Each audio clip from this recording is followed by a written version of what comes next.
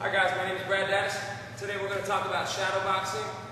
I can tell you personally, before I started any boxing or Thai boxing training, I couldn't figure out the importance of shadow boxing. Couldn't quite understand why somebody would want to punch and kick the air. But then I thought to myself, well hey, the best guys in the business, all the champions are doing it, I'm going to do it. And then as I trained and learned a little bit more, I realized it was more than about just flailing and just kicking and punching the air.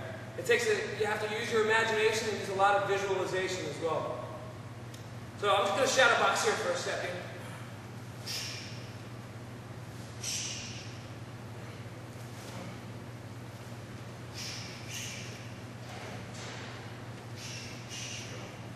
Okay. I want you to notice a couple things. I'm using all of my weapons, elbows, knees, kicks, and not just throwing them randomly. I'll practice some of the combinations that I might have done in my last class and start putting them together. I'm going to make sure I change angles, move forwards and backwards. The fight's not going to stay in one spot, right?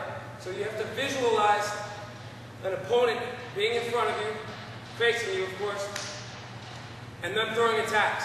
So it's very important that you shadow box not just offensively, but defensively too. So I might parry a jab, boom, counter with my own jab. Block a hook, throw a hook, check the kick, oh, return. Okay? I especially want to focus on maybe some of the techniques that I'm not good at defending. Maybe I often eat a left hook. So I'm going to focus on defending and immediately answering back with my counterattacks. This also gives me a chance to slow things down, check my footwork, make sure my feet are shoulder width apart on the ball of that back foot, or if I'm using my broken rhythm stance on the ball of my lead foot, hands are in the right spot, chin is down between the shoulders, but I'm nice and relaxed and I make sure I get into a good rhythm, whether it's a Thai style rhythm or more of a Western boxing rhythm. That's your call, of course. Okay? So, again, all the weapons, we usually do this for at least one round in the beginning of a Thai boxing class. It also gives you, when we hit pads, bags, and things like that, there's a tendency to hit it as hard as you can, and then let's just kind of let the punch fall. Now we want to focus on bringing the punches back from A to B. Putting snap on the punches. Mixing up all your combinations, slips, not just defense hard blocks, but evasions too.